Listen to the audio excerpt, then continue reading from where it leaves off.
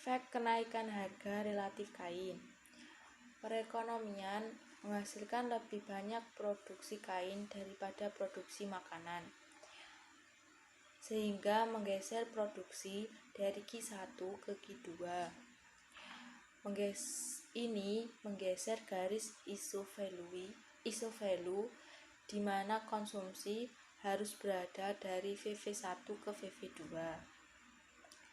Ekonomi adalah pilihan, karena itu juga bergeser dari D1 ke D2.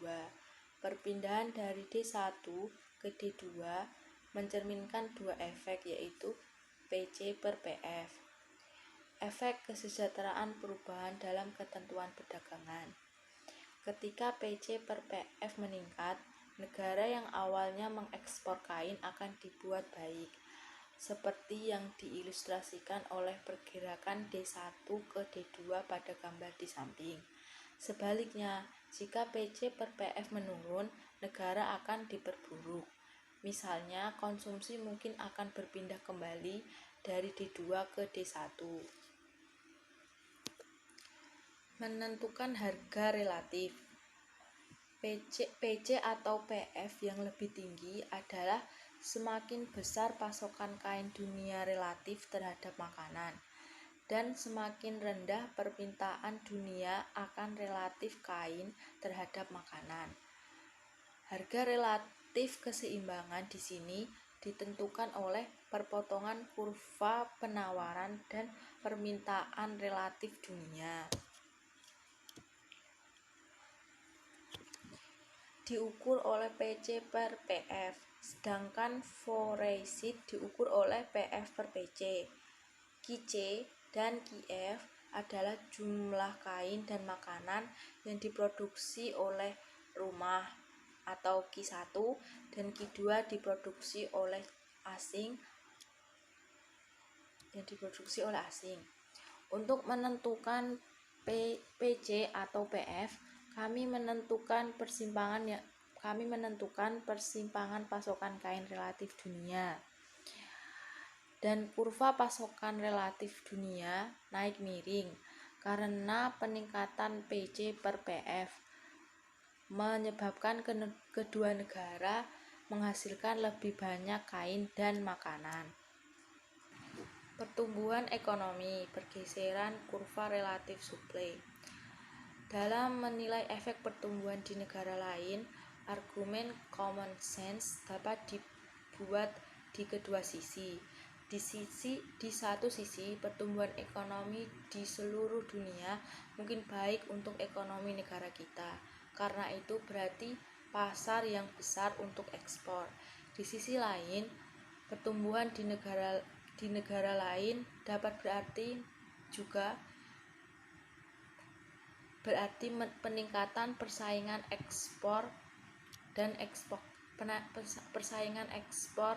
antara eksportir di negara kita.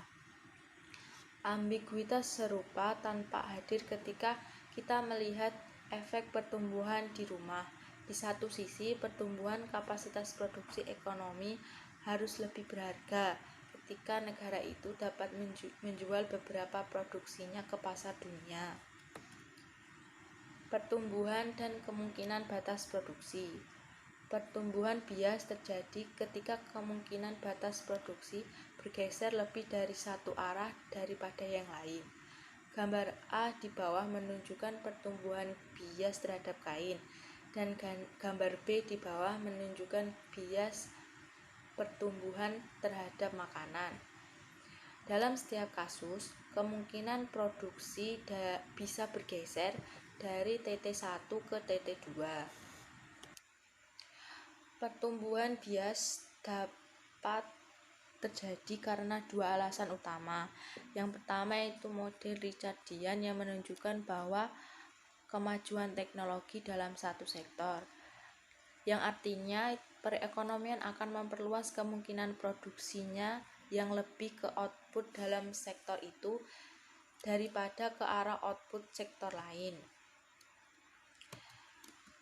Yang kedua itu menunjukkan bahwa peningkatan pasokan suatu negara ditentukan oleh faktor produksi atau peningkatan stok modal yang dihasilkan dari penghematan dan investasi akan menghasilkan ekspansi yang bias terhadap kemungkinan produksi. Pasokan relatif dan ketentuan perdagangan. Misalkan sekarang rumah mengalami pertumbuhan yang sangat bias terhadap kain, sehingga output kainnya naik pada harga relatif tertentu, sementara output makanannya menurun. Kemudian untuk dunia secara keseluruhan, output kain relatif terhadap makanan akan naik pada harga tertentu dan kurva pasokan relatif dunia akan bergeser ke kanan dari RS1 ke RS2. Pergeseran ini mengakibatkan penurunan harga relatif kain dari PC per PF1 ke PC per PF2 yang akan memperburuknya ketentuan perdagangan rumah dan meningkatkannya dalam hal perdagangan.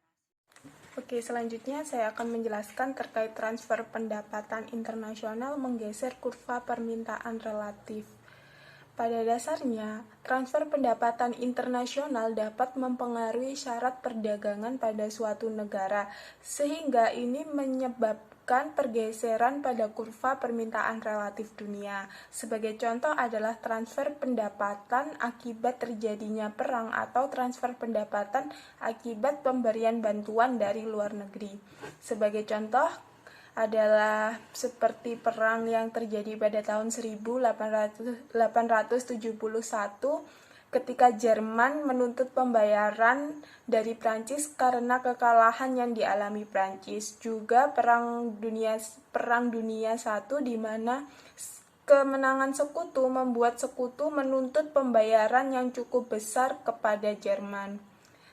Setelah Perang Dunia II, Amerika Serikat juga membuat kebijakan yang dinamakan kebijakan Marshall Plan, yaitu merupakan kebijakan di mana melakukan pemberian bantuan berupa merevitalisasi negara-negara yang hancur akibat perperangan.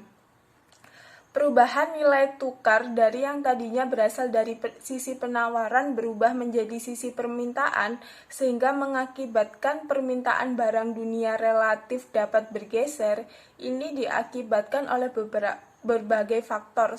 Salah satunya adalah faktor selera dan yang kedua adalah faktor teknologi.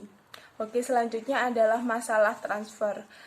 Masalah transfer mampu mempengaruhi ketentuan atau syarat perdagangan itu sendiri. Persoalan akan pengaruh perdagangan ini telah menimbulkan dua pendapat yang berbeda dari dua tokoh ekonom besar, yakni Bertil Ohlin dan Keynes, di mana Bertil Ohlin berpendapat bahwa ketika dua negara mengalokasikan perubahan belanja mereka ke dalam proporsi belanja yang sama, maka menyebabkan kurva RD tidak akan bergeser dan tidak akan ada istilah efek perdagangan. Sedangkan Keynes berpendapat bahwa ketika dua negara tidak mengalokasikan perubahan belanja mereka ke dalam proporsi belanja yang sama, maka ini menyebabkan kurva RD akan mengalami pergeseran dan menimbulkan efek term of trade, di mana arah efek term of trade bergantung pada perbedaan pola pengeluaran dalam dan luar negeri. Oke, selanjutnya adalah terkait pengaruh transfer pada ketentuan perdagangan. Ini dimisalkan negara A adalah negara dalam negeri dan B adalah asing. Misal negara A mengalokasikan lebih tinggi proporsi pergeseran marginal ke dalam pengeluaran untuk pakaian daripada negara B, maka ini artinya negara A memiliki kecenderungan belanja marginal yang lebih tinggi untuk membeli kain daripada negara B. Sejalan dengan itu, maka negara A harus memiliki kecenderungan marginal yang lebih rendah untuk membelanjakan makanan. Maka dengan harga relatif tertentu, transfer pembiayaan dari negara A ke negara B akan mengurangi permintaan kain dan meningkatkan permintaan makanan. Seperti yang terlihat pada kurva di samping bawah, dalam hal ini kurva RD mengalami pergeseran ke kiri dari RD1 ke RD2 dan keseimbangan bergeser dari titik 1 ke titik 2. Pergeseran ini menurunkan harga relatif kain dari yang tadinya berada di titik PCPH1 ke PCIPF. Ini memperburuk persyaratan perdagangan dalam negeri karena mengekspor kain dan meningkatkan perdagangan asing. Oke, selanjutnya adalah tentang asumsi tentang term of trade pengaruh transfer. Transfer akan memperburuk syarat perdagangan donor apabila donor memiliki kecenderungan marginal yang lebih tinggi untuk membelanjakan barang ekspornya daripada penerima. Namun, dalam prakteknya, sebagian besar negara membelanjakan bagian yang jauh lebih tinggi dari pendapatan mereka untuk barang-barang yang diproduksi dalam negeri daripada yang dilakukan asing. Hal tersebut terjadi karena adanya hambatan perdagangan baik alami maupun buatan. Yang dimaksud hambatan alami di sini adalah sumber daya dan yang buatan di sini adalah faktor teknologi. Oke, selanjutnya adalah terkait tarif dan subsidi ekspor. Yang bergeser bersamaan dengan kurva RS dan kurva RD, di mana tarif impor dan subsidi ekspor lebih mempengaruhi penawaran relatif dan permintaan relatif. Ciri khas dari tarif dan subsidi ekspor adalah bahwa keduanya sama-sama menciptakan perbedaan antara harga barang yang diperdagangkan di pasar dunia atau harga eksternal dengan harga yang ada dalam suatu negara atau harga internal. Efek langsung dari tarif adalah membuat barang impor lebih mahal di dalam negeri daripada di luar negeri. Ketentuan perdagangan disesuaikan dengan harga eksternal dan bukan harga internal. Jadi, ketentuan perdagangan yang digunakan adalah menggunakan harga luar negeri, bukan menggunakan harga yang ada di dalam negeri. Oke. Selanjutnya akan dijelaskan oleh rekan saya. Saya akan menjelaskan gambar 5.9 tentang pengaruh tarif pada ketentuan perdagangan. Tarif impor yang diberlakukan oleh rumahan mengurangi pasokan relatif dari RS1 ke RS2 dan meningkatkan permintaan relatif dari RD1 ke RD2. Akibatnya, harga relatif kain harus naik. Konsumen rumahan akan mengalihkan konsumsi mereka ke pakaian dan menjauhi makanan. Dari sudut pandang dunia secara keseluruhan, pasokan relatif akan turun dari RS1 ke RS2. Sedangkan permintaan relatif untuk kain meningkat dari RD1 ke RD2. Harga relatif kain dunia naik dari PC atau PF1 ke PC atau PF2. Dan demikian term of trade dalam negeri meningkat dengan biaya asing. Sejauh mana dampak term of trade ini bergantung pada seberapa besar negara yang memberlakukan tarif tersebut. Jika negara hanya sebagian kecil dari dunia, hal itu tidak banyak berpengaruh pada penawaran dan permintaan relatif dunia dan oleh karena itu tidak dapat berpengaruh banyak pada harga relatif. Jika Amerika Serikat negara yang sangat besar yang akan mengenakan tarif 20%, beberapa perkiraan menunjukkan bahwa nilai tukar Amerika Serikat mungkin naik sebesar 15%. Artinya, harga impor Amerika Serikat relatif terhadap ekspor mungkin turun sebesar 15% di pasar dunia, sedangkan harga relatif impor hanya akan naik 5% di dalam Amerika Serikat.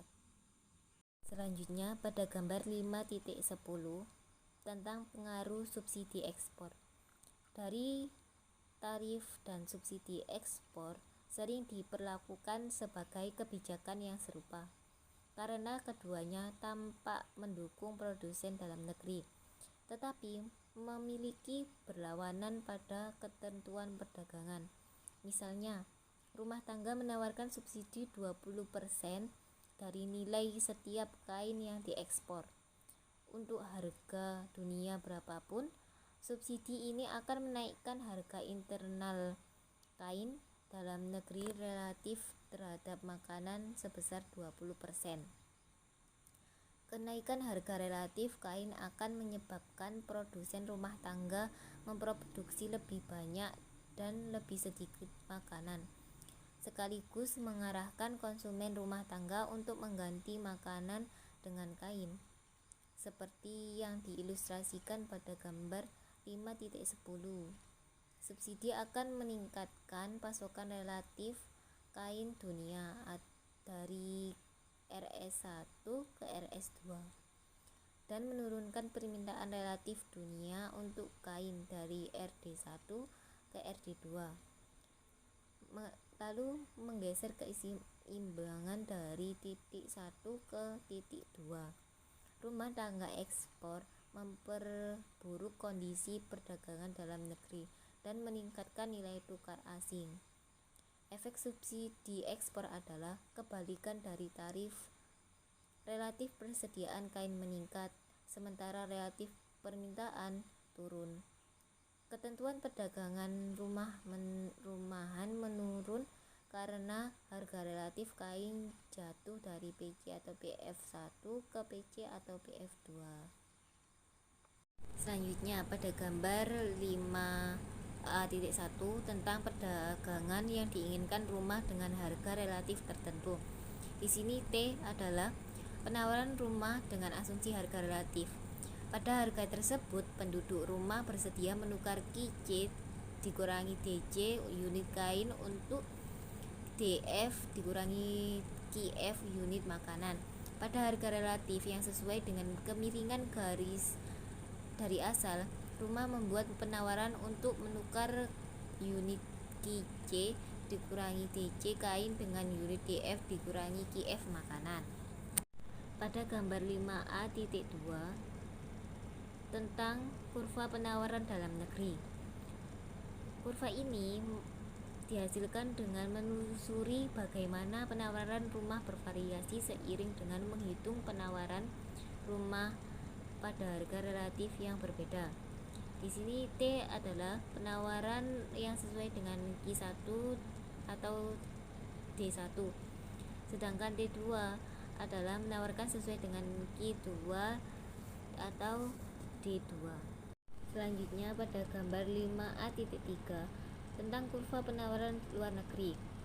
Pada sumbu vertikal QF dikurangi DF, ekspor makanan yang diinginkan asing, sedangkan pada sumbu horizontal D dikurangi Q, impor kain yang diinginkan. Semakin rendah PC atau PF, semakin banyak makanan yang diinginkan oleh asing dan semakin banyak kain yang diimpor. Ekuilibrium internasional. Terakhir 5A.4 tentang kurva penawaran ekuilibrium. Pada titik E, harga relatif kain yang sama dengan kemiringan OE ekspor kain dalam negeri yang setara dengan impor asing adalah OX. Ekspor makanan asing yang sama dengan impor dalam negeri adalah OY. Representasi ekuilibrium internasional ini membantu untuk melihat ekuilibrium sebenarnya dan adalah ekuilibrium umum, di mana penawaran dan permintaan disamakan di kedua pasar pada saat yang bersamaan. Demikian presentasi dari kelompok kami. Ada kurang lebihnya kami mohon maaf. Terima kasih. Wassalamualaikum warahmatullahi wabarakatuh.